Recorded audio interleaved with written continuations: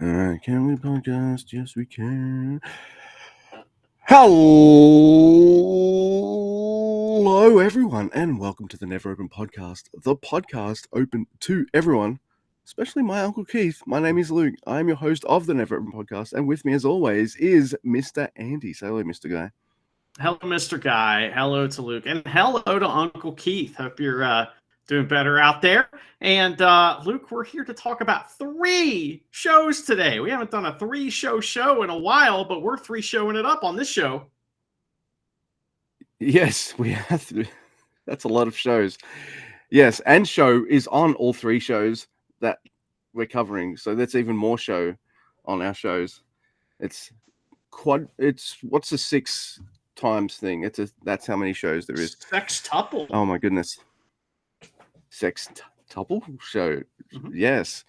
We're all so lucky. And oh man, it's really nice to be here talking about New Japan Pro Wrestling. We're back. Oh my god. That's right. We had a week off kind of, and then like another half week off, and then we're back, but we watched a bunch of wrestling and it was pretty good. Yeah. Half the roster's having more than a week off as well, by the look of things. What was it? I was looking at the main event last year of this show, whatever, the Destruction show, and it was like Evil versus Sonata in the ladder lumberjack match or whatever. So, we're gonna get a lot of House of Torture, in those guys. So it's fun. We'll be talking about those guys a lot tonight as well. Not so much the Just 5 guys, though. There's only 2 guys from Just 5 guys that we're seeing. The rest are on holiday. But yes, we're not on holiday. And, there's ways that people can contact and interact with us if they wish to.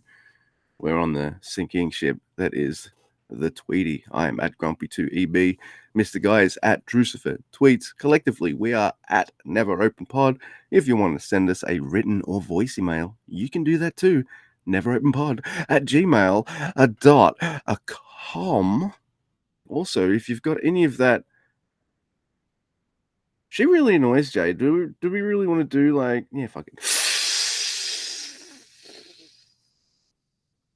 Sasha Banks money, kick it our way. We have a Teespring store where you can get merch that'll make you look never as fuck. And if you want to see me doing this intro, you can absolutely do that right now on the YouTubes. Look us up. We're the Never Open Podcast. Hello. That's awesome.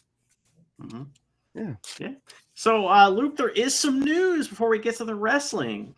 Our guy, Jake Lee, has officially signed with New Japan, and looks like, we'll talk about it, but it's pretty obvious where those two, him and Cape Kid, are headed, where their future lies. But that's pretty cool. I mean, we've really liked him. Tag champs with the hotness. Yeah. Yeah, it's only a matter of time before they get gold. I was thinking about this, and so, okay, so every group has to have their guy that's not the best wrestler in the world, right? So House of Torture has Yujiro, it's not good, right? Yeah. So if War Dogs, if their worst wrestler is Jake Lee, not bad, right? Doing pretty good. I like the War Dogs, and I like that they're, this is the guy that is gonna fill that role, even though he's doing just fine. And I don't know, excited to talk about Jake Kid. I don't know, man. I like Jake Lee. Yeah. That's what the G1 was for, right? Showcase what he can and can't do. We saw it all right, he's got a certain level of skill, and if people can work with him, the match is going to be great. And and he works well with Gabe Kidd too. Yeah, I'm into that. There's more news. I'll save the most important for last. All right, but Yuya is out for 6 months. So that's kind of shit. Because man, somehow not important. I'm joking. It was a joke, everyone. Okay. I'm joking. Of course, it's important. It sucks. I loved his G1. I said it nearly every episode that I love his matches. So it was heartbreaking for me that he got injured near the end in that match against Yota Tsuji. I'm gonna miss him. And I hope in a few episodes' time you're going to be sick of me going, "Where's Yuya Uemura?"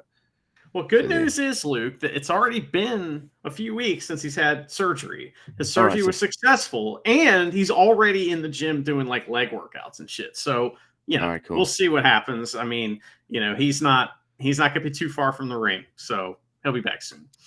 Did you hear there was yet another injury? Did you know about this? Have you heard about this? Only we don't know much about it, except for he's been pulled from one show, which would be the 9/11 show, and that would be Ren Narita is hurt. So he's been pulled from that show, and that card has been changed, and we'll talk more about that on the next episode of the NeverOpenPod podcast. Oh, that sucks. I hope it's nothing too serious. But the absolute mega important news that everyone must know is the West Coast Wrecking Crew have announced on the Tweety their plans and desires to please let us be in the most prestigious Stank League title tournament of all time, World Tag League. And to this I say yes. They were a glaring omission from last year. I'm like, aren't you trying to fucking like pimp out your strong dudes? Put some strong dudes on your freaking shows. They lost the Tom Lawler. Would you just do the pay-per-views? They lost the Dirty or Capital Coliseum or whatever it was called too. That's a shame. Glad we didn't buy that. That would have pissed you off big times. Yeah, it would have been. For some reason, they're over with me, the West Coast Wrecking Crew. Maybe because they don't win enough. And they missed out on Stank League. So, and I mean, if they're in the Stank League, then I mean they're gonna lose a lot of matches, and all this be like they're not winning enough. Yeah. So it'll happen. Yeah, that's true. Social media campaign works, or but it's a shame that they got screwed last year so bad, and I hope that doesn't happen this year. But Luke, is that all the news? Is there more news? No, that was the end of my news. I'm totally newsless now. Well, if listener joining us since the G1, this is what our shows are normally like, and we kind of have a format. And one of the things that we like to do is look and see what these venues, what the people that go to the venues think about the actual venues themselves. And so this first talk about, which was on the 7th of September, is at Yamashi place, which is in Chiba, I believe. But I perused the internet for Google reviews about this venue, and I found a couple. I sent you one. I'm going to read mine first. So mine goes like this.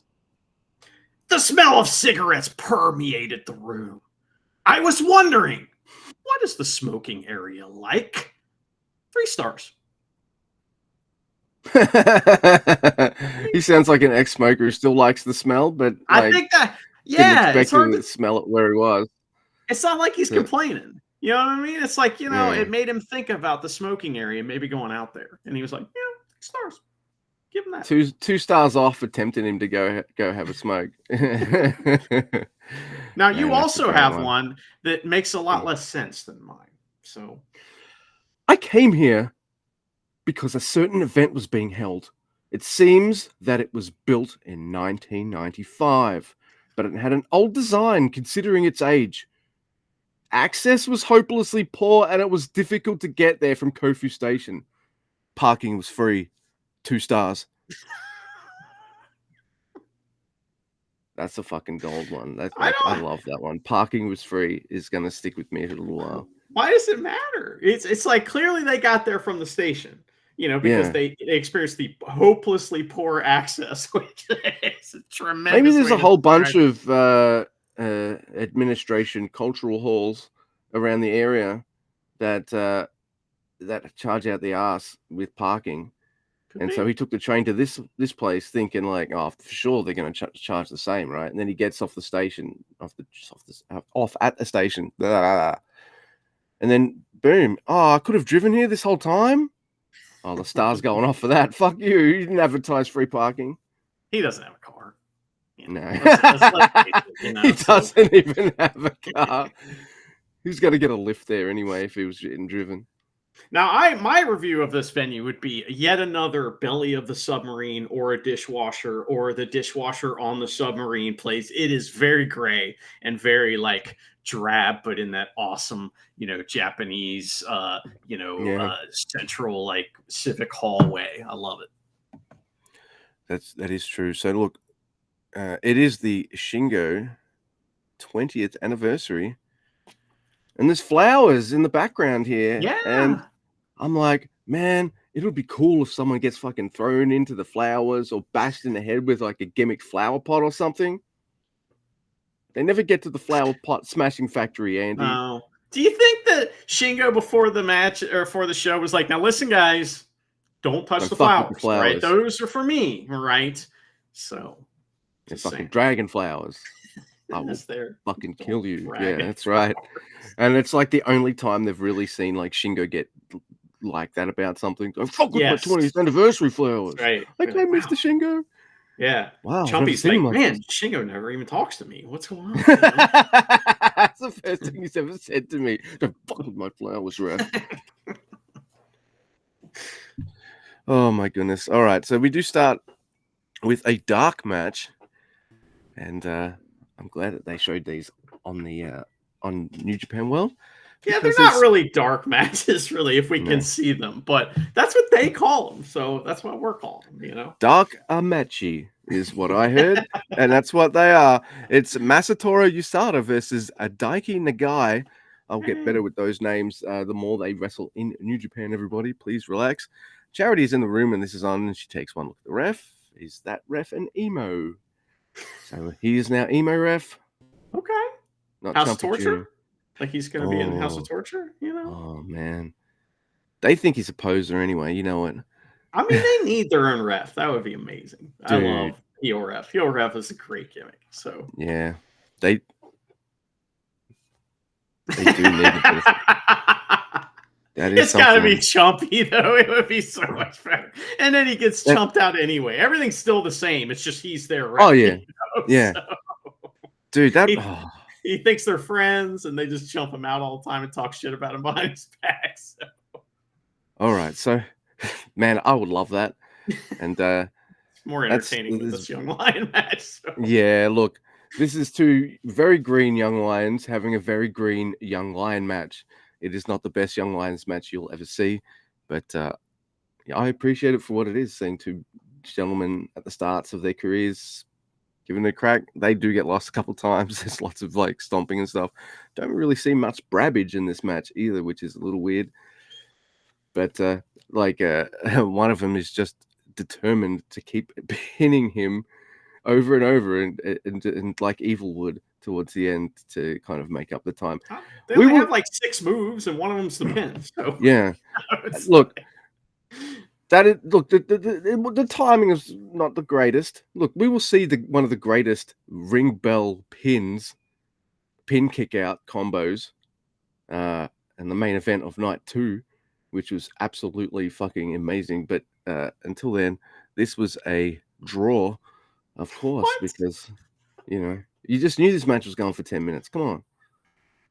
So that was fun, Luke. We get an awesome like Shingo video package. It's like lots of old Dragon Gate footage and Shingo's journey in New Japan. And I was thinking about Shingo's journey in New Japan, showing up and joining LIJ and the silver mask, and it comes off, and it's Shingo. Oh my god! And how successful he's been. And I was thinking, he is one of the only guys that beat Okada for the belt. Yeah. I mean, Jay White did that. Tanahashi did that. Ibushi did that. And Shingo, and I don't know about anybody else. Sonata, maybe? Not too many people have beat him for the belt. That's what I'm saying. So Shingo's one of them. Pretty cool. Naito. Yeah. I guess every top guy has beat him. I remember when we saw his reveal, because he comes out with this mask on, right? They showed a clip of it. That's how I remember. It's doubly fresh. And I remember writing to you, and I'm like, is this a big deal? And you wrote back, yes, Luke, yes, yes, it is. Q to 2024, and I say it all the time. He's my favorite wrestler. So, well, pretty awesome. We get to celebrate him, and this opening match on the show is Rita which is RIIITA, and Shomakato versus Newman and Akira. And Newman comes out wearing a crop top like he's Wildfire Tommy Rich, and I appreciated that.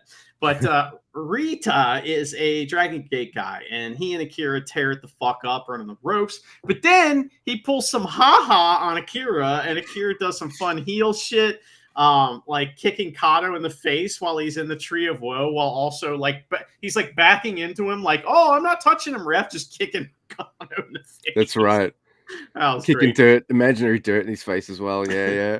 So Rita has all kinds of fancy ranas, and he's hitting them right and left, and they're all really cool. He also does a Canadian escape through the ropes. So you know that thing where, like, a lot of times it's a woman wrestler that does this. They do that kind of, well, TJP does it, where they kind of escape and twist through the ropes, Canadian style. That guy did that faster than I've ever seen anyone do that. I was like, it's like you didn't even see it happen. It's just all of a sudden he's on the outside, and you're like, whoa. I mean, he could cross the border pretty quick. I'm just saying. So that was pretty awesome. So him and Newman are trying to hit like double stomps on each other in this match, and it's great. They're all trying to do it, and it's funny too because the Dragon Gate guy isn't pausing to sell because he's from Dragon Gate, you know. And Newman is like, "Oh no, I gotta pause and sell my leg," and Rita's just like, "Next move." This is my 10 minutes in New Japan, bitch. Move. That was pretty funny. So, I want to get my shit in. Come on. I don't have time to sell. Kato gets a little shit in, but he gets murdered by Akira, who pins him. So that was fun. Suddenly, I want Taguchi to have a new tag partner for Junior Tag League, and his name is Rita. And do you think the parking was free because lovely Rita got rid of the parking meters? Sorry, what a great song, man. I won't make any more jokes like that because Rita was fucking fun as hell. How can we live without him? You know? That's right. give him a wink, dude. He looks shorter than me, and I was like, all right, let's see what you can do. I'm like, okay. And I thought he looks a little goofy as well. Then he starts doing comedy shit. I'm like, all right, this gentleman knows exactly what he is, and I'm here for it. This was great. Also, Akira's all clean shaven and suddenly looks like he's 15 years old. Fucking hell. He's also, I mean, we got to get this guy some Proactive. I mean, what are we doing here? His chest is like, brother, come on. It's bad. Just saying. He's got the skin of a 15-year-old as well, I guess. Yeah. All right, so next we have Ryosuke Taguchi and Tetsuya Murashima versus Hinare on the club. Murishima's going to get killed, and Murashima does get killed, but he gets to roll away from a Cobb moonsault to tag in Taguchi. And Taguchi, he thinks he's got the ass enough to take out Cobb. He's just going for it, and Cobb's just like, really? This is what we're doing, really? But that's fucking funny. He does manage to get Cobb down though, but it takes him like 100 different ways to do a fucking ass. He has to go off the second rope with his ass. That's right. He really has to launch that ass. And Taguchi, he does his back in trying to lift Cobb, and I felt that. You know, he called for the brainbuster. He's like, brainbuster, and everyone's like, what? And he hurt himself. No. So he gets a scoop slam and a moonsault by Jeff Cobb. So you deserve that, Taguchi. Taguchi breaks up a Hinare pin on Murashima. So Cobb takes him out with a huge middle rope ass attack of his own. I like that gimmick with Jeff Cobb. It's fun. Because it just shows like just how crazy you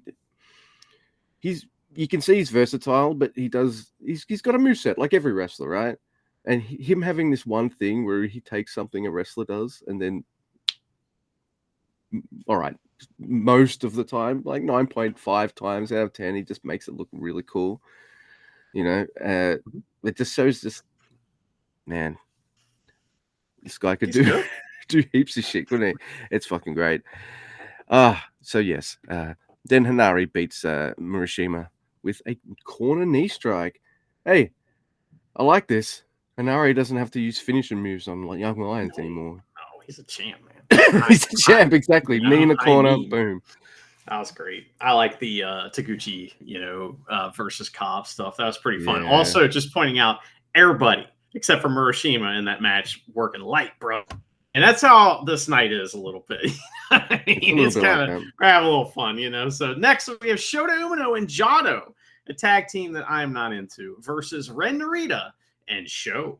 And a rare twist, House of Torture do not attack before the bell, but they do immediately double team Shota, who runs wild Ishii style. And then Jado tries to green killer Sho. And I'm thinking to myself, like, okay, you want to beat him up. It's a sloppy one, too.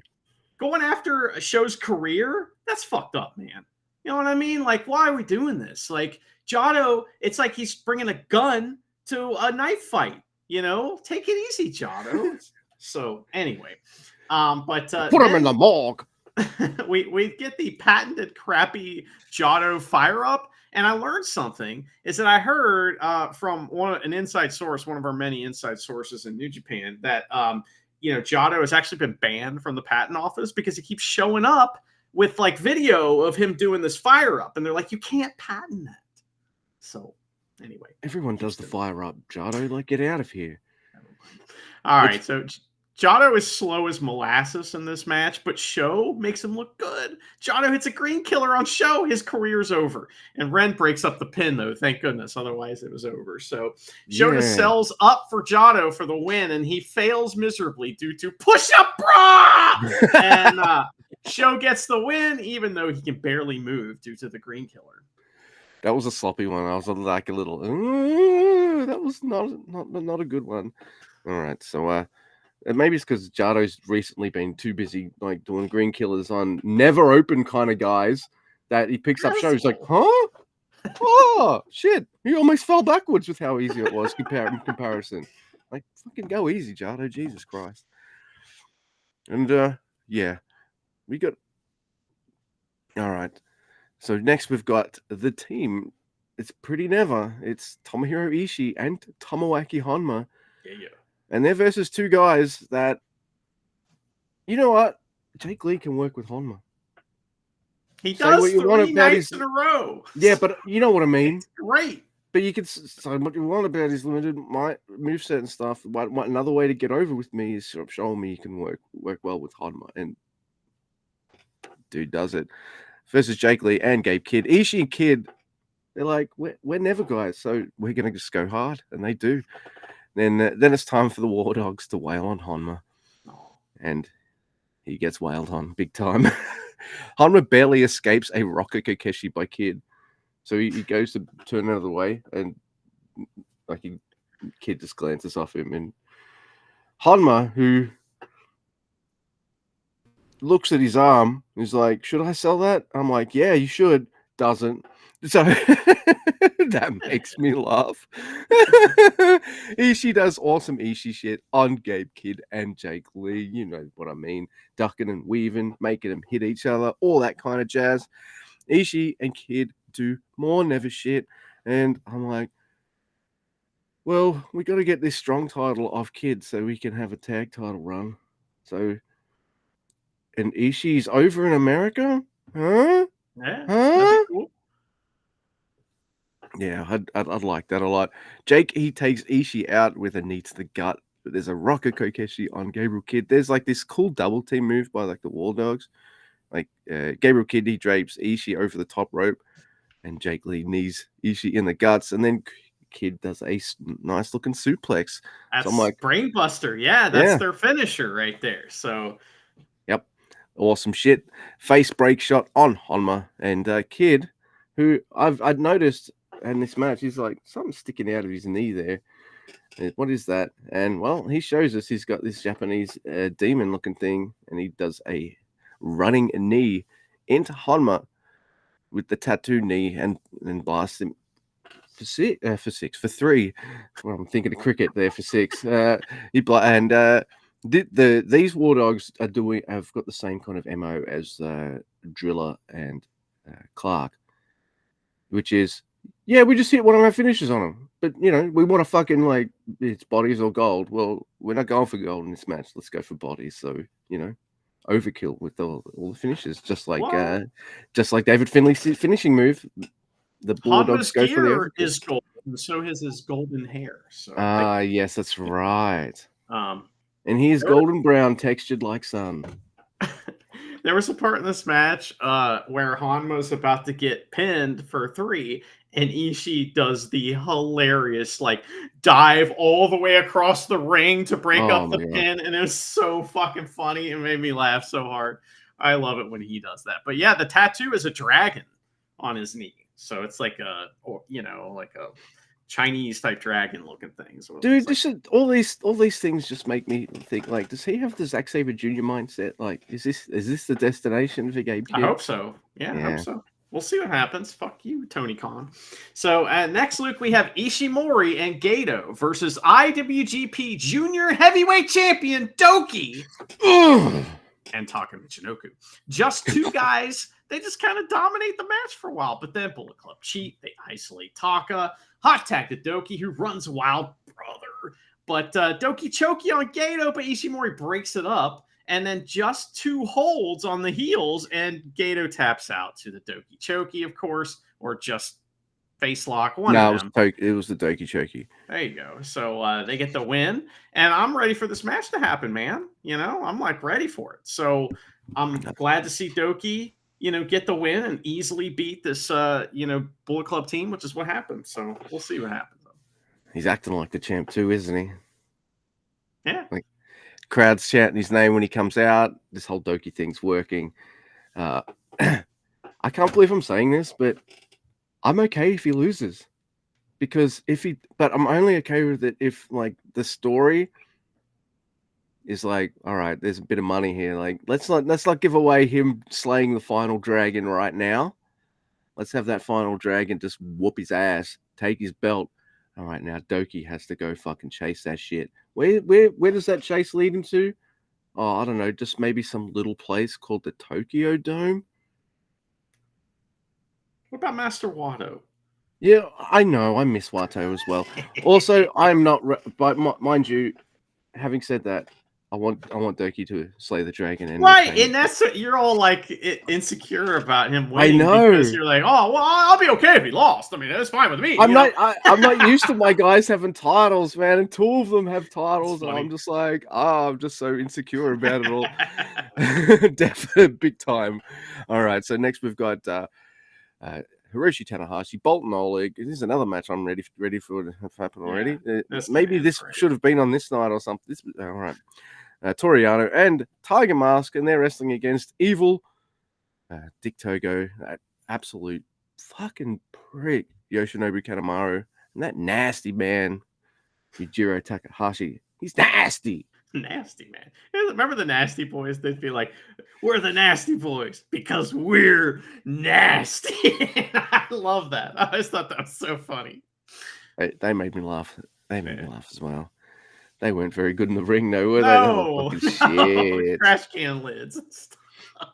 They found their niche, and it was the era for it, wasn't it? When them and Public Enemy met up in WCW, oh my god. Yeah. Oh, those are some fun matches. Oh my goodness. All right, so Chumpy's out here reffing as well. And this is a fun match. Does he look a little taller to you? Like, I don't know why. He looked a little taller than me. He's just walking a little taller, got a little, little swagger in his hip. I don't know. Yeah. Maybe he's happy that Doki and Hanare are champions as well. Maybe he's got a never open. He's happy that Shingo talked to him. That's right. Even it was to say, don't touch my fucking flowers, he's like, dude. Yeah, man, this is Shingo's night. He talked to me. So. That's right. Someone from LIJ noticed I exist. That's great. Because, they're the coolest. So, he dreamily wants to be friends with all of them. That's what every ref in Young Lion wants, isn't it? Oh, my God. So, yeah, this sets up the 6-man never title match, which, when's that happening? Is it happening tonight? Or is it happening later on the weekend? It's happening on the weekend. So, we're going to get another preview fucking match of this. All right. Okay, I'm ready for it. All right, I'm fine. All right. We got 2 more of these to talk about as well. Okay, all right, I can handle it. These are fun, but it's not just these matches. Like, strap in for Hanma and Ishii versus Yeah, there's stuff to talk about strap there. in for Doki and Taka versus Gato and Ishii. It's not just these. I'm sorry. This is just where I bring it up, I guess. But Kanemaru wins with a whiskey spit on Tiger. Oh, that's funny. And then House of Torture hold up the titles. He's got to wash that mask now. It's not just wiping his eyes. He's got to wash the mask. House of Torture hold up the titles like they won. And I thought, they're going to steal it? Nah. Evil plays one like a guitar. And Dick, he wipes it like this, like between his ass and his balls. And Yujiro licks one. And I'm like, yep, that's exactly what I expect from Mr. Nasty. He's nasty. Yeah, I thought it was pretty disgusting that Evil played guitar with the stank belt, and whatever that song was he was playing was really bad. So yeah. It sounds like shit. So just saying, he's playing some Nickelback on that shit. Yeah, or badly. Yeah. Well, next, Luke, we have another match. It is G1 Climax 34 winner, Zack Sabre Jr. and Fujita versus Great-O-Khan and JAY. So Jacob Austin Young. Now, listen, I got a lot to say about this guy. He had a bad night this night, and I'm cautiously optimistic with him with my fandom because I want to see what he can do. I don't think we got that on either one of these nights because in this match he has a bad night. Zack Sabre Jr. has the trophy, which I'm happy to see. I love seeing that. And you think Marty is in charge of getting that from venue to venue? Pretty sure he is. So just saying, that's his. He has to it has its own seat on the bus and stuff. So. Anyway, the young men start and they fuck up a leapfrog in a dangerous fashion. So leapfrog is a dangerous move, believe it or not. And this was one of those ones where they fucked it up and it was like, oh my God, everybody's okay. Thank goodness. So they recover fine, but that was no bueno. So there's heat on Jacob for a bit. Great-O-Khan sits on Fujita in the corner and Great-O-Khan puts holds on Fujita and Marty asks him the question. Give up. And finally, after a while, we get Zack Sabre Jr. versus Great-O-Khan in this match, which is always a good matchup, and it's great. Marty's screaming give up at them both as they're putting holds on each other right and left. And Great-O-Khan almost curls Zack Sabre Jr. at one point with one arm, which was awesome.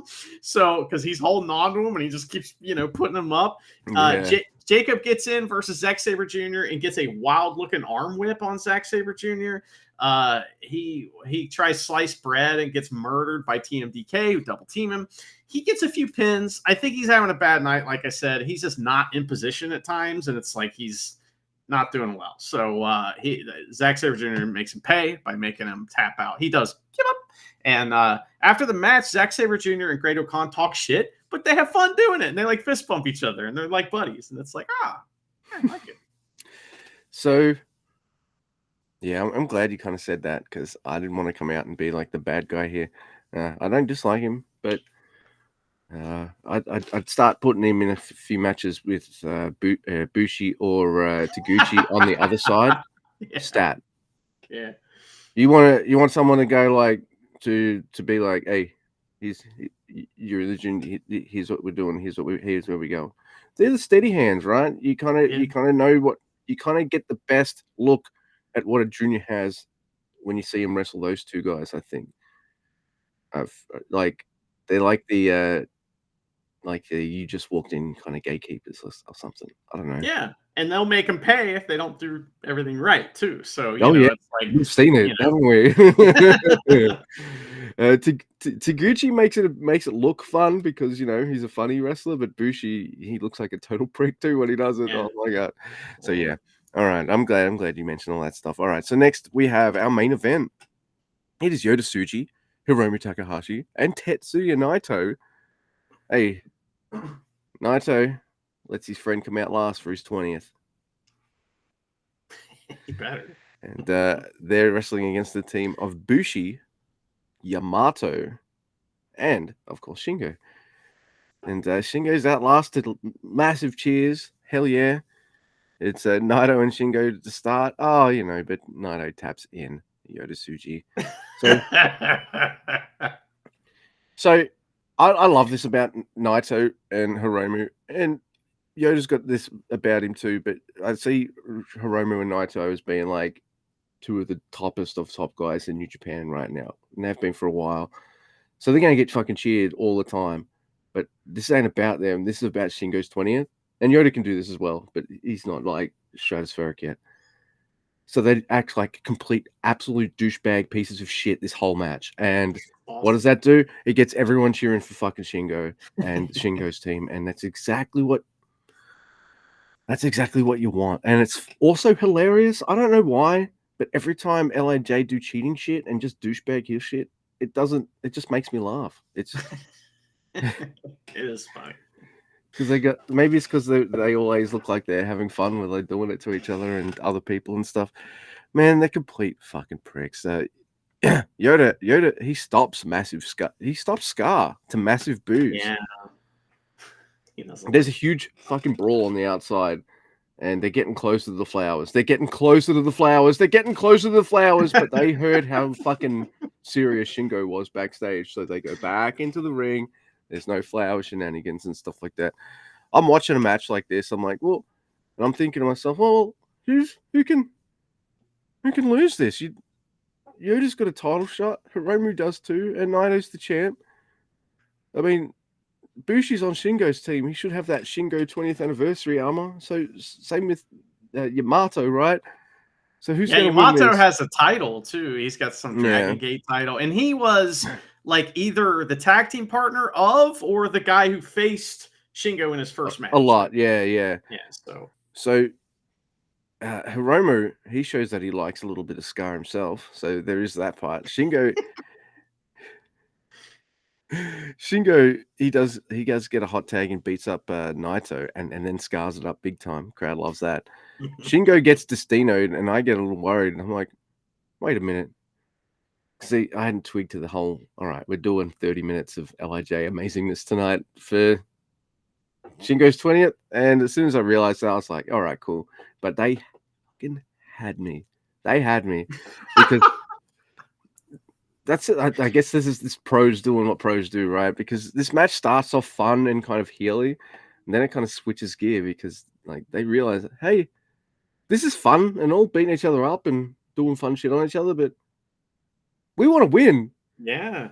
So like it kind of feels like shit gets real when Shingo gets Destino'd and Shingo kicks out. And there's all sorts of fucking moves, hard hitting moves and shit on each other now. It's pretty much Naito and Shingo for the final stretch, which is fucking amazing shit. There's even a Last of the Dragon on Naito, but Hiromu breaks it up. Man, there's awesome lariats and shit. There's like another Destino attempt. There's something. Shingo kind of they both get close, kind of pinning each other and stuff. But ding, ding, ding. It's a draw. And I got to watch all the LIJ guys and Yamato. I liked him. Wrestle for 30 minutes.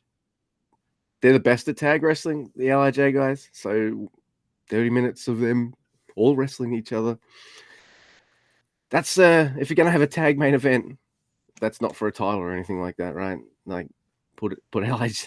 They're always the last of the preview tags as well. Like it's an LIJ match right before the important singles matches and shit. This is why. This is amazing. I loved it. What'd you think? I thought it was a lot of fun. I mean, I didn't care who won because it doesn't matter, and I just thought Shingo was not going to lose. But yeah, it was fun to see Yamato. He like fixes his hair after he does moves, and so Suji started doing that, and the crowd's like boo, and the LIJ guys have a blast just getting the crowd to boo and cheer and whatever, and these guys are all masters. So I really enjoyed it. I hope Shingo had a blast. And, that was Shingo's 20th anniversary of debuting in a match. Yeah, it was. That's pretty cool. Yeah. So that formally ends that and begins Road Destruction, right? So, now we're no longer fucking around. Now we're on a road and we're going somewhere. So it's going to be totally different. All new matchups. That's what we got on this next show, which is on the 9/8 show, all right? This is at Kurgan Hall. So you're getting a lot more effort out of the guys tonight, So opening, we do have a Young Lion versus and not much to report here though. They wrestle young line match, so time limit draw. There's lots of knee smashes though, which I thought was. And one of the guys really gets like a really fiery comeback that's awesome, and he slaps the shit out of the other dude. I don't know who they are yet. I'm almost there. So, but it was the guy who'd been smashing his knee. The guy who's getting his gets up and is like, fuck you, and starts slapping the shit out of him. I was like, yeah, and he grabs him, but it's too fucking late. The bell has already rung, and that's it, man. That's right. That was the match that happened. We watched it. It was good. It was fine. It was this show did have English commentary, but I didn't listen to it. So. I did, but I didn't realize until the fourth match that there was English commentary. So I watched half of it in Japanese. It's fine. We start off the show with a destruction video package, and then we have our first match. It's definitely like 12 minutes long. Yeah. So we start off with a Tiger Mask, Shota Umino, and Kazuya Murashima. And they're wrestling against the Great Khan, Callum Newman, and Jacob Austin Young. Man, Murashima just gets punished by Great Khan in this match. Just sorry, it's not Shota Umino, it's Shomakato. Yeah, so, sorry. My apologies. I apologize. Yeah, and I'm bad. I didn't catch it, so I was just giggling about. That's Great okay. Khan fucking up Murashima. So. That's okay. I caught it. So don't save your emails, everyone. I know you do. I know. You're owed about 1,000 by now, you motherfucking listeners. Just fucking swear at them. Oh shit! But it I just love Murashima. All I need to see is his face. Until the next night. That third night, I got something to talk about with Murashima. And the way he bumps as well, like I would make him a heel when he comes back from excursion. He can have the birthday gimmick, Yeah, for me. Damn straight.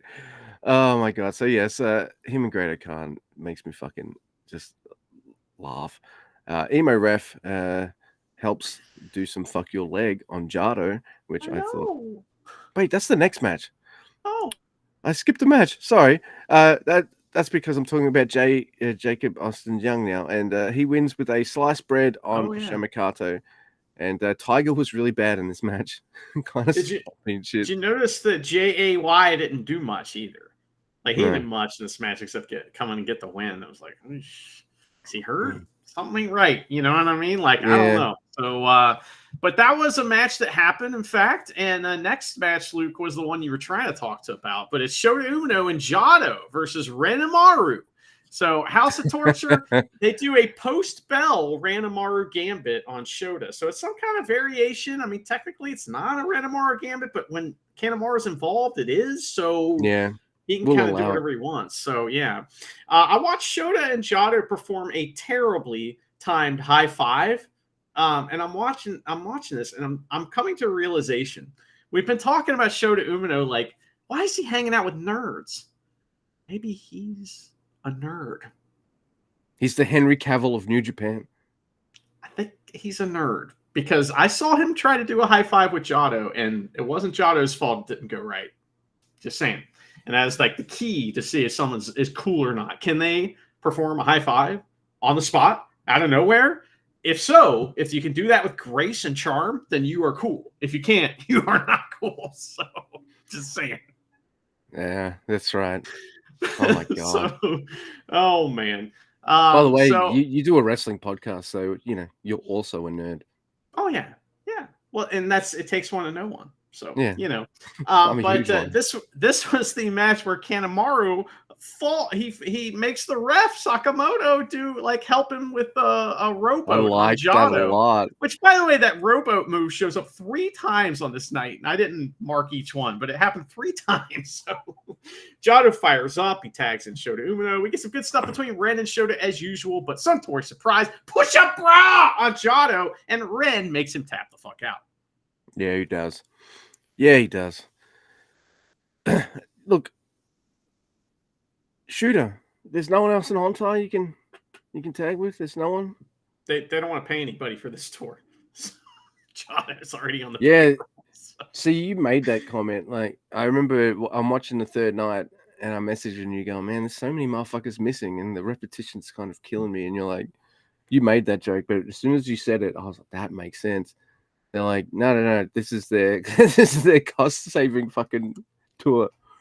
Yeah. Just pay There's for very the minimal G1, datage used as well. It's just got like, not even Yoshihashi's here yet, so he's got a title match coming up. You think Takeshita was free, Luke? That's why he went as far as he did in the tournament. They're like, he's expensive. We're getting the fuck as much as out of him as we can. So guess what, Takeshita? You're in the finals, bitch. Oh, you got a match booked over here? We paid. You're wrestling the next night. You're not getting away with that. All right, so next we have Tomoaki Honma and Tomohiro Ishii, and they're wrestling the team of Jake Lee and Gabriel Kidd. Again, yeah, that's true. I do like these matches, but they're matches that there's a crowd fight. Ishii and Gabriel Kidd, they're just so good. It's like the new generation of Never, and I love it. Kid going for lariats with his middle finger out is hilarious. Holds his arm out, extends his middle finger. It just fucking makes me laugh. It's so stupid.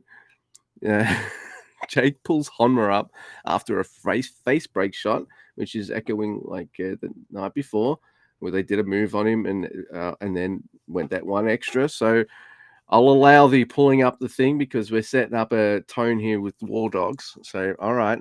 Usually I'm like, why'd you pull him up? You had to win. But they're making statements, these guys. So, and that's so Kid can make Ishii watch as Jake suplexes Honma for 3. And I like that extra saltiness of like, hey, watch the guy you used to fight all the time. Yeah. And get pinned.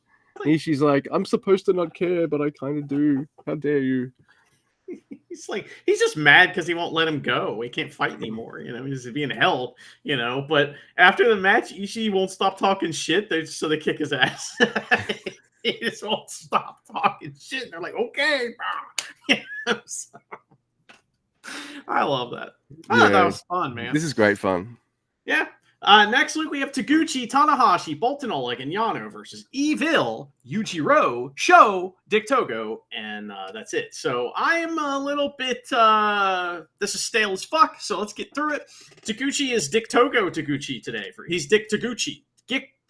Toguchi today for some reason. So everybody fights. There's some fun House of Torture versus Yano stuff. Tanahashi tags in and dragon screws the world. Evil hits a dragon screw on Tanahashi. Oh my god. House of Torture beat up the Ace for a while. This sets up a hot tag for Bolton Oleg. He got wrenches Dick Togo for a big crowd reaction. He tries to wrestle Yujiro for a bit, and it's really terrible. It's just bad, man. Oh, luckily it's brief.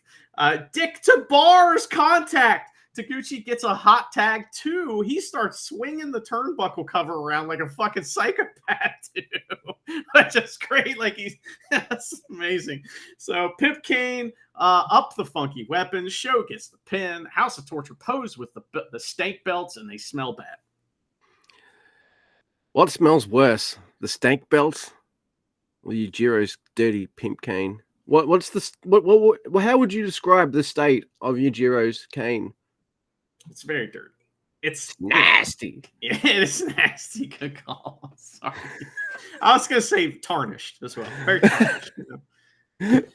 All right. So next we have all right. So next we have Gato and Taiji Ishimori versus Doki and Taka Michinoku. No, I don't care that these matches are happening again. Doki's having a main event feud with a top guy in New Japan, and I'm here for it. I don't care. Just it's fine. You couldn't give us a fucking 8-man though with because Doki and Taka wouldn't tag with Ishii and Honma because I guess they're resting Sonata maybe because he might be a little ouchie bang. I don't know. Yeah, where's Taichi? Those guys are expensive. Oh yeah, they're saving money. Taichi's like, I'm making more money on the YouTubes now, doing the streamings of the Fall Guys game. Taka and Gato, look, I love these two. They fuck with each other, doing eye shenanigans. It's like two Mo's from the Three Stooges going at each other, right? I Mo, no, I Mo. Yeah. Yeah, that's right. It's fucking awesome. Gato's much more sweary in this match as well. So, motherfucker. Yeah. And both Doki and Ishimori, they have submission saves. But this time, though, it's Ishimori who taps out Taka Michinoku with an extra stank boner lock. Extra boner. That made me nervous seeing the extra boner lock. The the penis extender. It's the penis pump boner lock, yeah. And Doki also got hit with the shoulder breaker in this match. That's the first time that Ishimori's gotten that. So he's working his steps and he's getting them in. So it's like, oh boy, let's see what happens here. They're really setting up So all right, they do this match 3 times, but all 3 times, they walk out by the way, going, you've got 2. No, was that the next night? You got 2 days, but just perfectly setting up this match. Ishimori knows how to set up a match, and Doki, man, here's a different vibe to Doki right now. He's got, a bit of gold.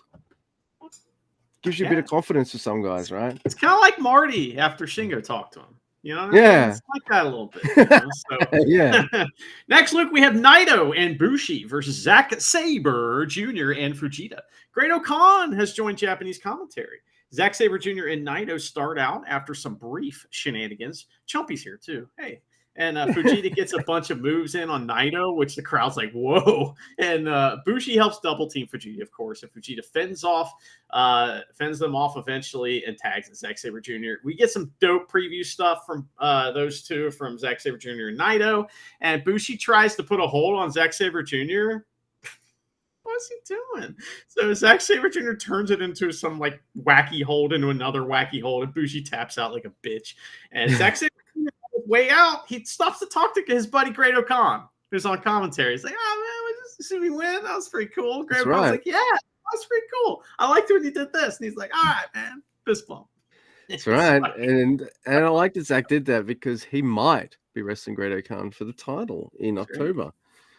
So you got a 3-way feud going on here, right? Yeah. So it's nice that everyone's being involved. So, all right, we all think that Great-O-Khan's not winning the title, but don't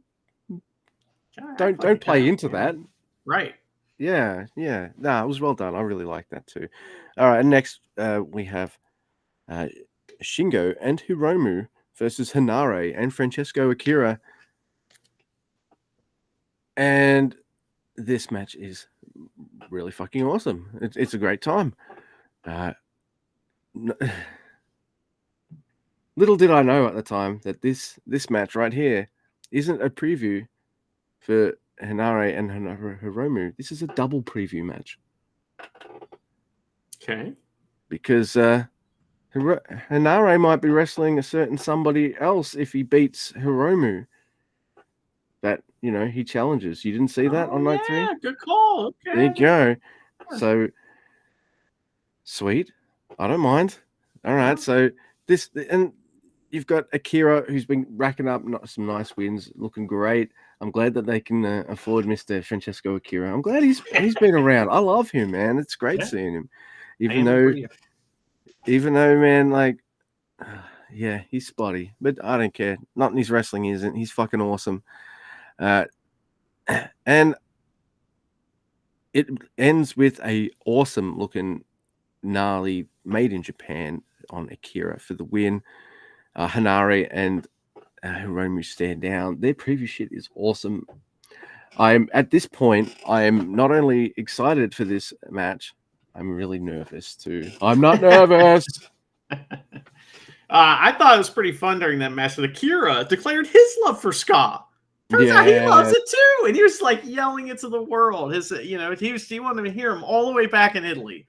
That was pretty cool. So, all right. So these shows are supposed to have kind of like a main event on each of them. The first one did not really, but this Shingo. It was Shingo's. yeah. So Yeah. but main event title match is what I was talking about. So we get a main event title match here. It is the IWGP TV title match. 15 minutes on the clock. Jeff Cobb versus Yota Tsuji. It's Tsuji's birthday. Did he get flowers? I don't know. But was Shingo allowed to touch his flowers? I don't think so. So, but there is some trash talk to start the match, and it's kind of slow paced at start. They're not like going nuts on it, and this match is a little slow paced, and we'll talk about it. So, Tsuji hits 2 Ranas on Cobb, sends him to the floor. He hits a clean Sui. All right, and that sends Cobb right in the front row. The crowd is all about Tsuji, by the way. They're like, fuck Cobb. So Tsuji gets the big shine, hitting all his moves until Cobb overpowers him and throws him all the way across the goddamn ring. They start pinning each other, and they do the World of Sport bridge up thing. It's like, whoa, that's weird.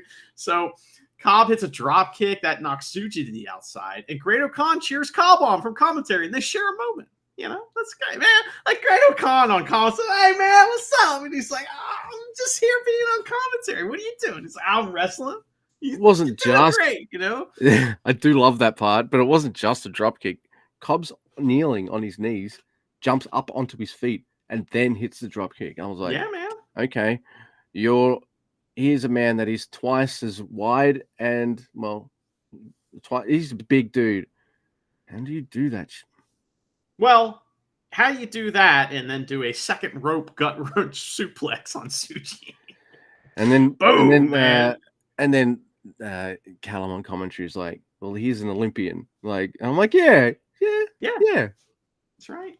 They headbutt each other and get into a big bouye strike off. And Tsuji tries a curb stomp, but Cobb won't move. Like, it doesn't work. He's too strong. So Tsuji hits a basement drop kick instead.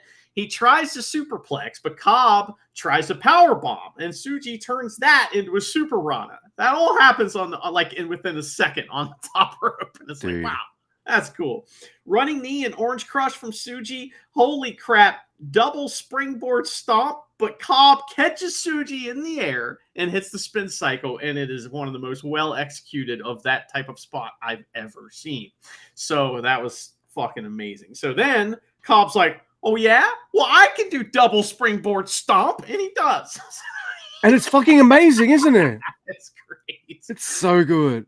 So then he tries a Gene Blaster, but some slow reversals happen before he can actually hit it. There's a couple spots in this match that are kind of like, what's going on here? So, it's not all perfect, but it's not bad. So he does, let's see here. So he finally Cobb gets his own Gene Blast. He does it for 2. The crowd's going nuts, and we're running out of time.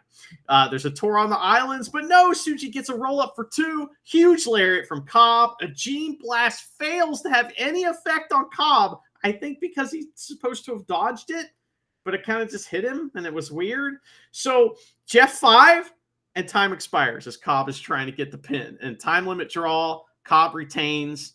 I don't know. I didn't think that it was executed perfectly, but the match was fantastic. So I'm not going to say everything was executed perfectly, but Yota Tsuji kicking out exactly when the bell goes off.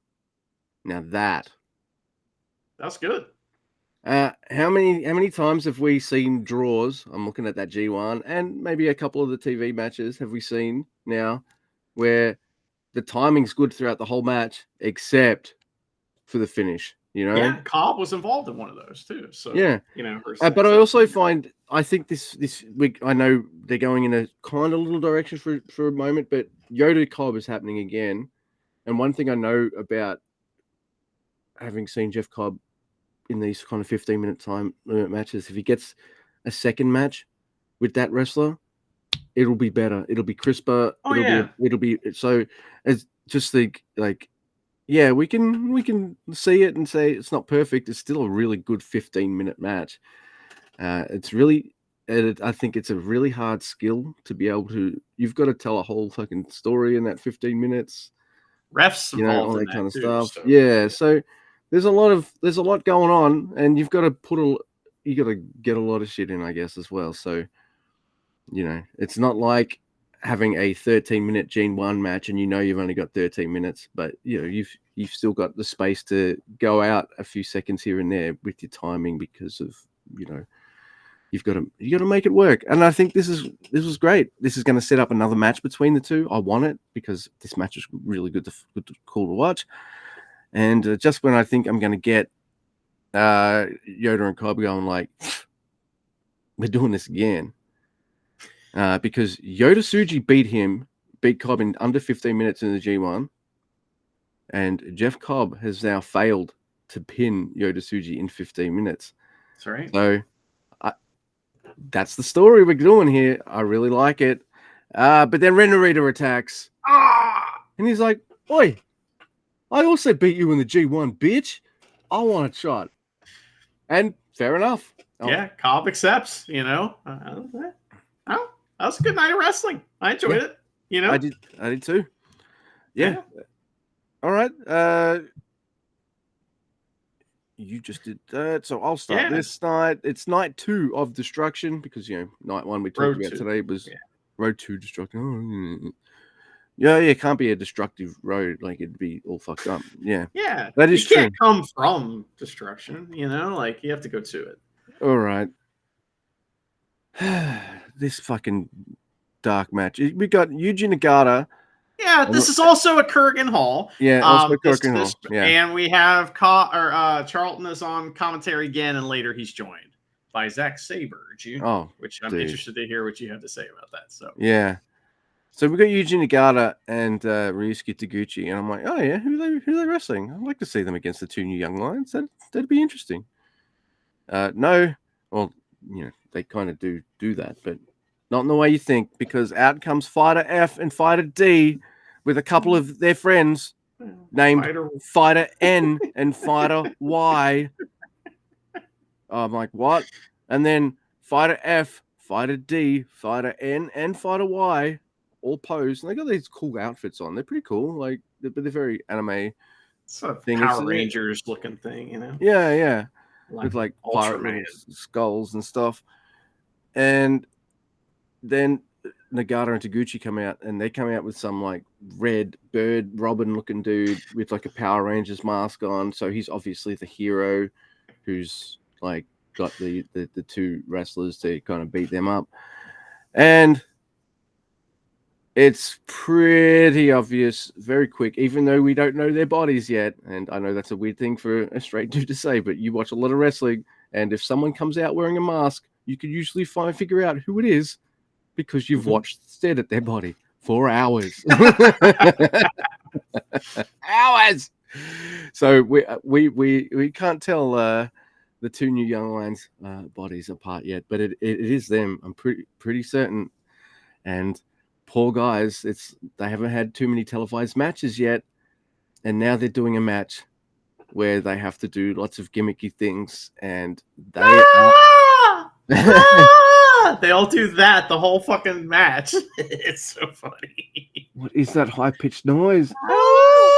It's like, I guess it's something in the TV show or cartoon or whatever the fuck they're promoting here. We don't know what it is. So, well, it's annoying, and if I was a parent with a kid watching that, I'd be turning that shit off. They are the bad guys. So, Oh yeah, they are the bad guys. They're getting heat, brother. Can't they just be bad guys by being evil and not annoying? But there is that. It's a little rough. The young lions look a little lost in certain parts, but that's okay. Nagata and Taguchi are there to help them and all that kind of stuff. I'm actually kind of laughing watching this.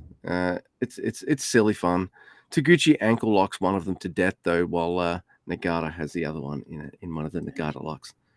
And there's more shenanigans at the end, and fucking Red Sparrow dude cuts a fucking promo. Look, I wasn't prepared to take a whole lot of notes on this anime stuff that I wasn't interested in. I'm here for New Japan, so if you wanted detailed notes on what that's all about,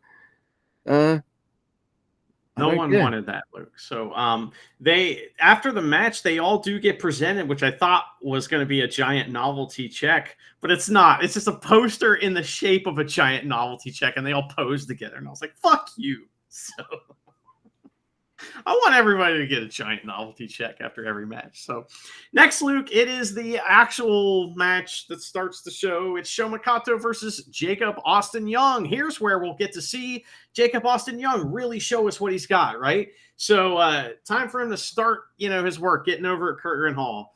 The match is just okay. I like when Kato's on offense. Jay does a good job, like selling for Kato a little, but Kato gets a brab on, and Jay does the like strong leg escape, and we get some roll ups that are fun. Enziguri, sliced bread. Jay wins. I know this wasn't the match where I was going to see him do all kinds of cool shit, but I don't get it yet, so I'm still waiting. Looking forward to the day that I do. Yeah, agreed.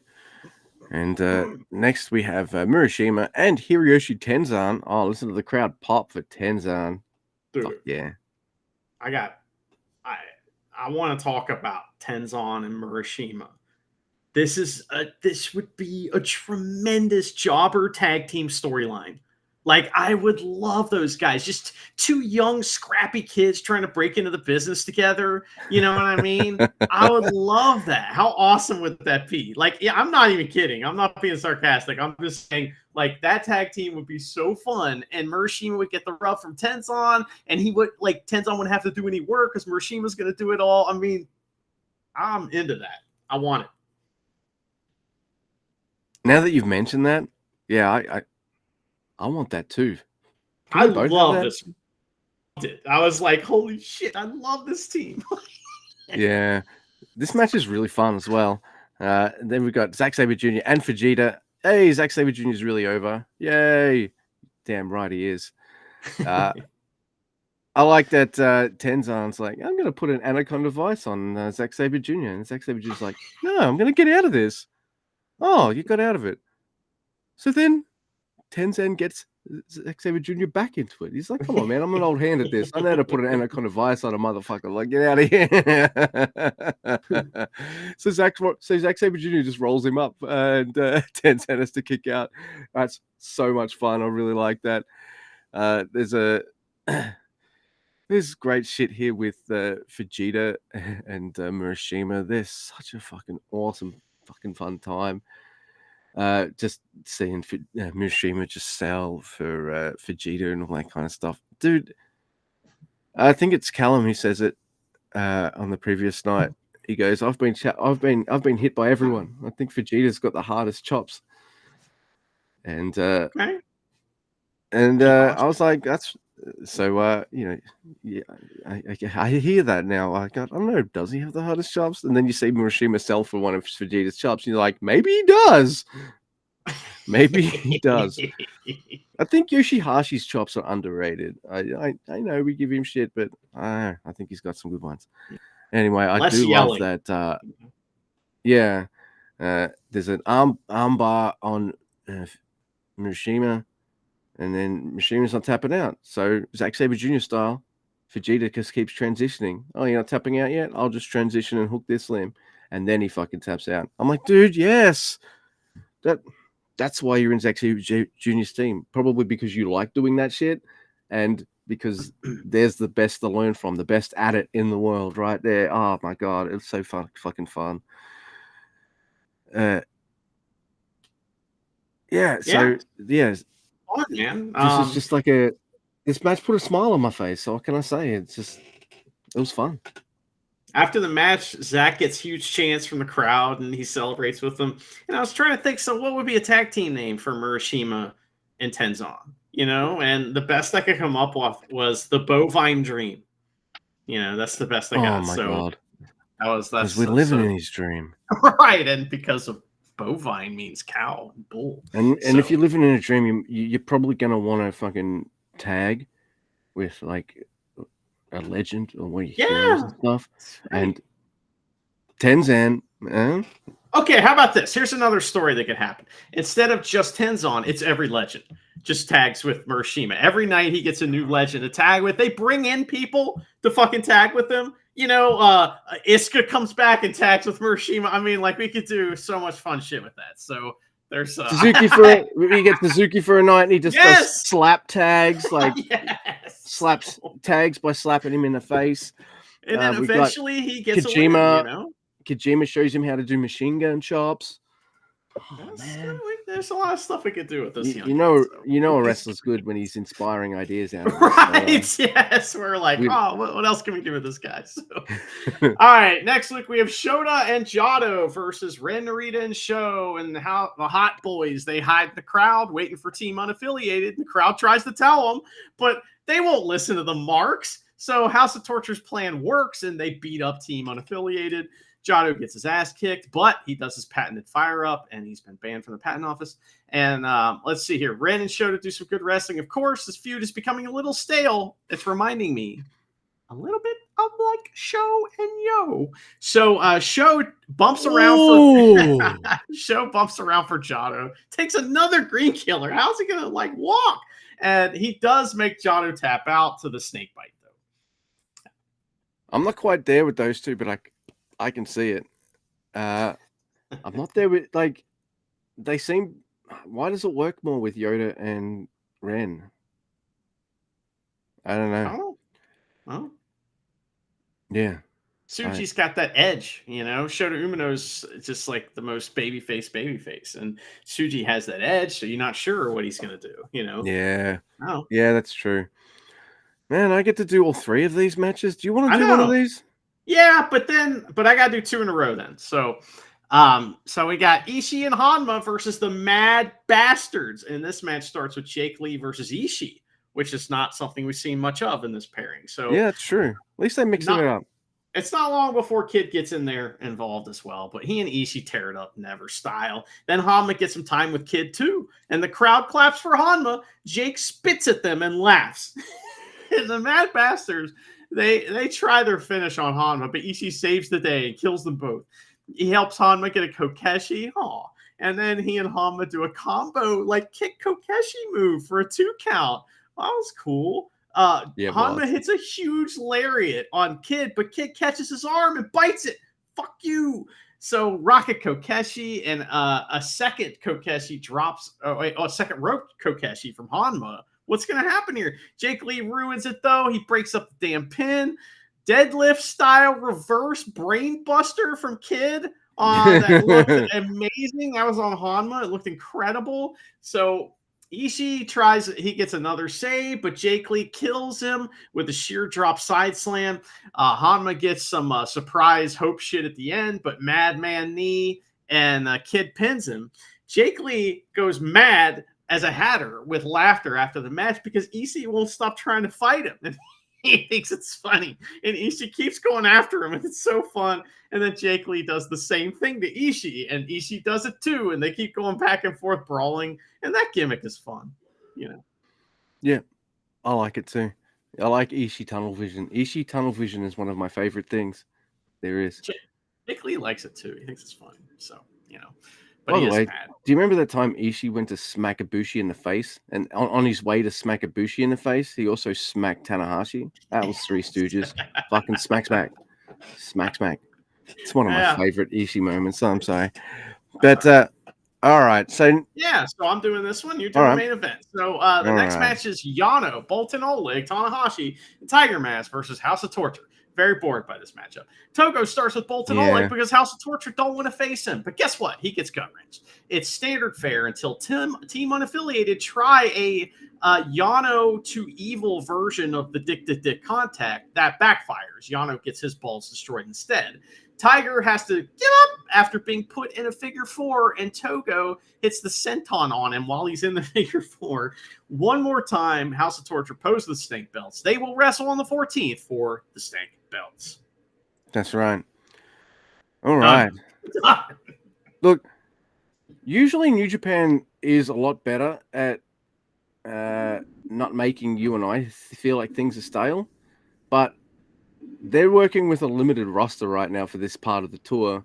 I think guys will come in as, you know, the Yoshi and David Finlay feud kicks in, and this Sonata's feuding with someone as well, I think, pretty sure. I hope so. What's he doing? You know, I don't know. Okay. He's not. But there's a whole bunch of guys that'll start coming back. But without them, it's hard to make things feel fresh or look fresh when you're seeing the exact same match fucking 3 times in a row. Yeah.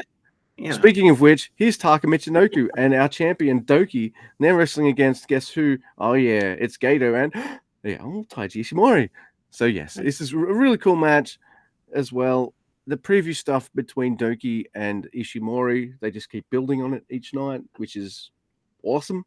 They're just wrestling in the exact same match each night, so that one of these I wish one of these could have been a 6-man one night, another one an 8-man, another one a different mixture of tag guys. I don't know, but they're not doing that, and this is what we're getting instead, and it's entertaining. I've just seen it for the 3rd time in a row. That's all. Just face lock on Gato for the win.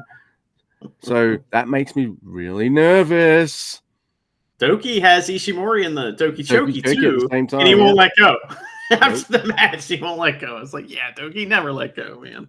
So that was fun. All right, so the semi-main event, or the one before the main event, is Great-O-Khan, Newman, and Akira on the Cobb versus Naito, Tsuji, Bushi, and Shingo. Big Oka chance, man. Big Oka chance, and everybody fights. Eventually, they leave Tsuji and Cobb in the ring to get after it, and Naito goes after Great-O-Khan's ponytail on the outside, and he poses. Which I love that. It's so fun. So LIJ, they beat up Akira for a bit. We get some Newman versus Shingo, which is a delight, and I want to see more of that. So it's awesome. Yes. They do goof something up at the end of their exchange, but it's hardly noticeable. So Naito and Great-O-Khan tag in. The place goes fucking nuts. They have a few kinks to work out, it seems. There is a really dope bear hug, like belly-to-belly suplex from Great-O-Khan, though, that is awesome. Bushi tags in and tries to get a win on Great-O-Khan, and we all laugh. It doesn't work. Great-O-Khan punches him in the fucking face and hits the eliminator while Naito watches for the win. And Zack Sabre Jr., this is when I see he's on commentary, and I'm like, oh, he fist bumps Great-O-Khan on the way out, and Naito gets a pop for turning his back to the crowd and joining commentary. He sure does. All right. I'm not nervous. I wasn't sitting on the edge of my seat, a nervous wreck when I'm watching this match. It's for the Never title. It is Henare, the champion, with his first defense against, I don't know, just maybe one of New Japan's top guys, Hiromu Takahashi. I don't care about the angle of them doing junior versus heavy. That's not what I'm seeing. I'm seeing Henare wrestling a top guy, and that top guy I have seen win a lot. So I'm not nervous. The video package is very pro Hiromu. I promise you, I am not nervous. There's some. I'm sure there's some Henare bits in there, but it's mostly like Hiromu wants his match against Naito and all this kind of stuff, and I'm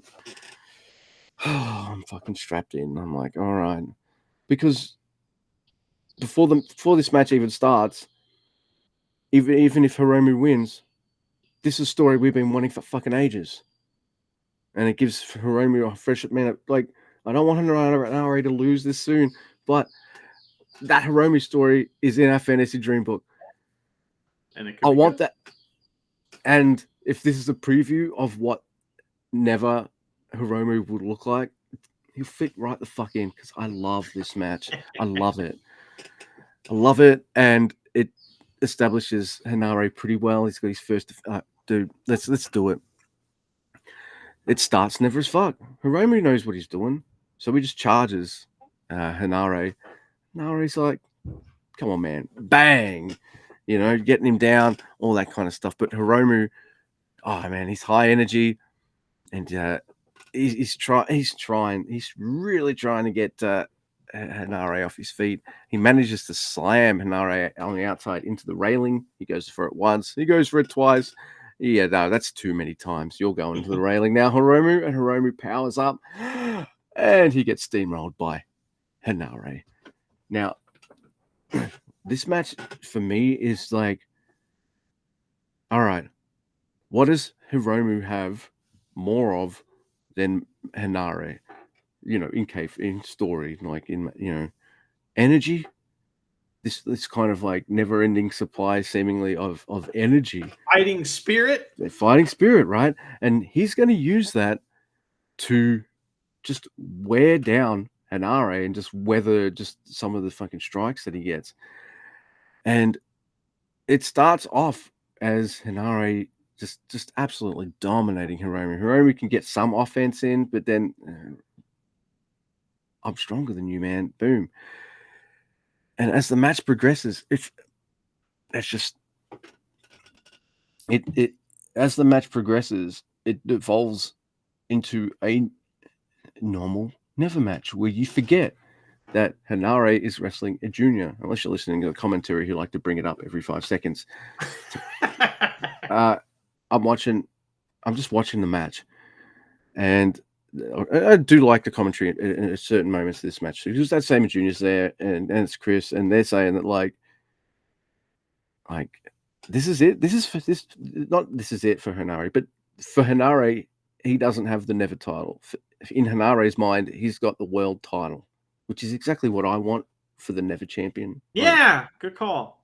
Like I want that's my heavyweight title as well. It's like Zack Sabre Jr. saying this is the destination. You know, Yeah. It's like I'm not trying to go anywhere else. This is the place. And Hanare saying that I'm not trying to get any other title. I'm trying to get this title because it's the one that means the most to me. Yeah. And what I like about this match is Hanare got pinned, but he takes this match fucking serious. He takes Hiromu seriously. He doesn't take him lightly. He doesn't do any of that bullshit. It's just like, all right, I know you can pin me onto the mat. And the fucking crowd and me gasp, and Hiromu finally fucking twists Hanare up into that same pin. He put him down for a 10 count. 1, 2, I'm like, fucking kicks out. I'm absolutely nervous every time because I don't care what your title is. Hiromu's a threat for it. He just is. That's how he's been booked. It's how that's how he is. So I'm on the edge of my seat. They're both fucking guys are going hard. There's one kind of suplexy looking move that Hiromu tries to do to Hanare that doesn't quite work. Yeah. But that's one spot. And otherwise, I love the strike battles as well. Hiromu is awesome at those. So, of course, he's going to fit in with chop, kick. Fucking so good. And that Hiromu's part is awesome. So it's Hiromu's 3 chops to Hanare's 1 kick. And like Hanare's 1 kick is devastating Hiromu. And Hiromu's 3 chops are kind of a little bit phasing Hanare, but they're not doing anything compared to what he's doing to Hiromu. It's awesome. Dude. Oh, yeah. Just the strike exchanges and how they work them in. These two work great together. This match was, let's just face it, I thought this match was better. I thought it would be, and maybe a part of that is me with the finish, because I get fucking extremely nervous when there's a time bomb. I'm like, all right, it's just time bomb 1, but that's the first step to time right? bomb 2, right? So, I might as well have seen Okada do a tombstone, right? Yeah, or landslide, and you're like, yeah, you see the landslide, and it's like, all right, okay. It's Okada's like 100 like moves of doom time. Like that's how I'm getting about it. But Hanare, he does hit a gnarly looking rampage tackle at some stage at this match as well. And then I can't remember what exactly. Like Hiromu goes for the finish, but then it allows Hanare dude, the battle of the back of the neck as well. So this is one of the few times where Hanare successfully gets that Ultima on, and it's because of because of the neck that Hiromu's had. He's had a broken neck. It's surgically repaired. So when he gets that move on, it's fucking that was fucking awesome. I love that moment as well. And Hiromu wriggles out the first couple of Streets of Rage attempts, but the last one, there's momentum to it because Hanare kind of catches him, and then fucking Streets of Rage, 1, 2, 3. The Never Open champion retains. So there's a habit with New Japan of your first reign as Never Open title with the Never Open title is usually you just got defeated on your first defense. and they do that a lot with the Never Open title. I know, but this right now, all right, they're serious about giving this guy a direction, and I feel like this whole match was about planting seeds of Hiromu's like, hey, I want my Naito match. All right, I saw this as a pathway. I didn't get it this time. Maybe he can chase it a bit. Maybe he can challenge a little later. I'd be into that. Or can he not go for the international title? Is that illegal? Like, is there nothing else he can go for? Let him beat Gabe Kidd for the stank title. Let him have that one. Yeah. It's open weight, you know. What do you think of this match? Well, I liked most of it. Like, the beginning, I was like, it was so slow. And then I was like, oh, wait, it's a main event. It's not just a Never title match. It's a main event. They're going about 2025. Yeah. But there was like many stories within the match. Like, for example, at one point, Hiromu's trying to get his 5 moves of doom going, right? So he starts it off always with a big lariat, right? Can't get it. He runs right into Hinari and it's a brick wall. And so they build up that and they keep doing that and keep doing that. And eventually he does get the lariat, but it takes forever. And those little stretches are just amazing pro wrestling, man. Yeah. And how they build up moves and then, he finally gets to them and all that stuff. And how, even though Hinari's a babyface in this match, it's kind of interesting how he's able to like kind of play the heel role without any heat at all. Like the heat that they're getting is like babyface heat for both of them because it's that fighting spirit thing where it's like, of course he's not going to go easy on Hiromu. And yeah, they don't want to see Hiromu get his ass kicked, but he asked for it. Everybody understands that Hinare's job is to whoop ass because he's the Never title champion. Like, and they can't begrudge him. And Hiromu has to use his head a whole lot. Like, for example, he's trying to get out of the Rampage tackle and he's already gotten out of it 1-2 other ways. And he's like, well, how about a destroyer? It's a destroyer. It's like, there's like stuff like that going on. And he's reaching it anywhere. Dude, that destroyer was incredibly well done. It was pretty awesome, man. So I really liked the match a lot. The right person won, I thought. And, this was a pretty fun, light 3 nights of wrestling. I really enjoyed it. After the match, we did not mention though that Hinari,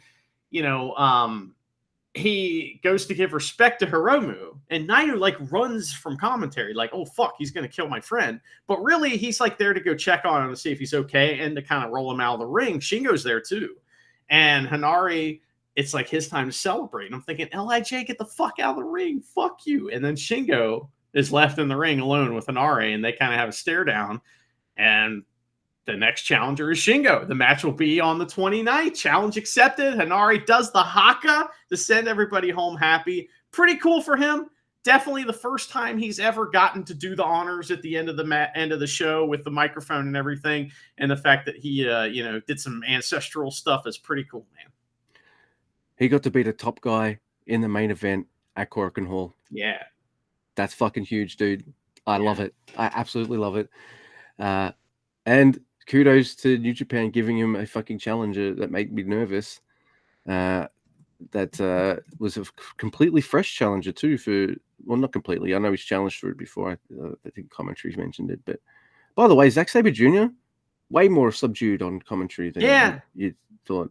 I didn't. Yeah, he didn't call anybody a dickhead. It was kind of. He said, "Holy fuck!" at least once. Oh fucking hell! At least once in the main event when one of the fucking might have been the destroyer. Yeah. Well, I did notice something funny happened during this match, and I don't think anybody else noticed this, but I don't even think the people there noticed it. But Chris Charlton is so Britished out.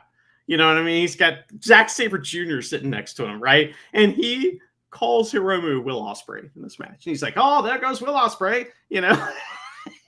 Nobody says anything about it. Didn't even notice. No.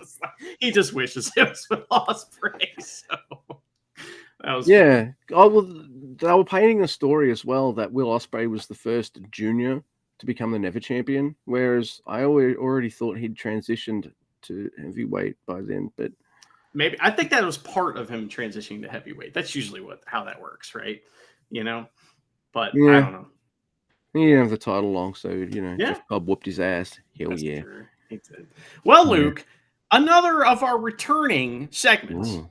that just like the Google reviews, is that every time we have an episode that isn't in a big tournament or something that's so jam-packed we don't have time for it, we join the club with Jay, one of our favorite listeners, not Jay, different Jay altogether, but she sends us these wrestler diaries, which are written by wrestlers in New Japan Pro Wrestling for the New Japan Pro Wrestling fan club members. And we have quite a backlog. And I am very interested to hear whose wrestler diary we'll be hearing from today on the Never Open Podcast. Well, it looks like the first unread one I have is by Yoshihashi. Oh, usually a treat. Let's see what he's usually been a treat. up to. Let's do it. All right. Okay, so here we go. Oh, holy shit. It's episode 196, and it's called To Australia. Oh my God! All right, so everyone, they've been doing these Tamashi shows in Melbourne every now and again. I went to the first two. The first one, I got to meet Robbie Eagles, and that was absolutely incredible. I can't remember who else was there. I know Farley was there. He's at all these. But and got to meet Gino. But I hadn't spoken to Gino until I think it was in between the first and the second one. Okay. Anyway, second one I got to meet my favorite wrestler Shingo, and that's awesome. Yeah. Anyway, they did a third one. Goto was at the second one as well, but I'm like, I'm meeting Shingo. Get out of here. Unfortunately, he did not have the Never title with him. He was King of Pro Wrestling title. Something else to mention is that the big stars that they booked for that one Tamashi show that Yoshihashi is about to talk about was Yoshihashi and Goto. Those were the big stars they booked for the show. Yeah. And I was just like, I don't, it's cool. Like, I hope people went and enjoyed that show. I didn't go. This is dated May 22nd, 2024. It's been that long since we've done these. Fuck me. Oh no, this was probably in the back. Never mind. Following the previous trip to Taiwan, I was once again headed overseas. This time, I'm headed to Australia. The cost of living in Australia is quite high. Yeah, no fucking shit. A 500ml bottle of water can cost $4. Compared to Japan, everything is so expensive there. It shocked me. Yeah, it's fucking... It's expensive here. I wonder how much soba noodles are. He's going to be very upset when he finds out. So. Fucking Tommy Lee from Motley Crue was bitching and moaning because he went to buy a pack of cigarettes, and the person behind the counter wanted to charge him $50. Yeah, well, don't smoke. Yeah. That's also, I know it's the principle of it. Like everywhere else in the world, they're not expensive, but you're a fucking millionaire. Shut the fuck up and give him $50. Anyway, I don't think Yoshihashi's a millionaire though. So no, he's getting paid $20,000 a year. The common man, Yoshihashi. Yeah, the common man Yoshihashi doesn't want to pay $4 dues for water. No, me neither. All right. Once I arrived, I headed to a restaurant where I tried to order food from a fellow customer until Goto-san corrected me.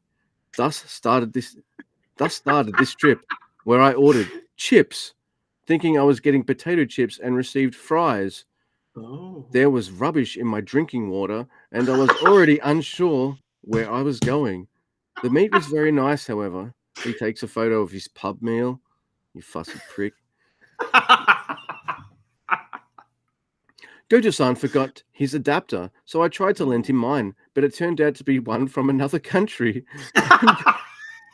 It's not that he's just doesn't want to touch Yoshi's shit. He's which we couldn't use at all.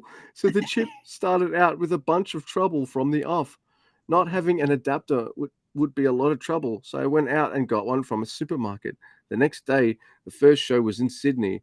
The show was scheduled to start at 7:30 p.m., but it started at 8:30 p.m. Since I was in the main event on the first day, my turn came around at 10:30 p.m. Goto-san and I are usually early to bed and early rise time, so it was quite difficult time to wrestle. This is a fucking awesome diary, Jay. I'm sorry it took us so long to read this. Holy fucking jumping shit balls. Oh my god. On this trip, Goto-san and I decided to leave our staves. in Oh, the Japan. fishing poles.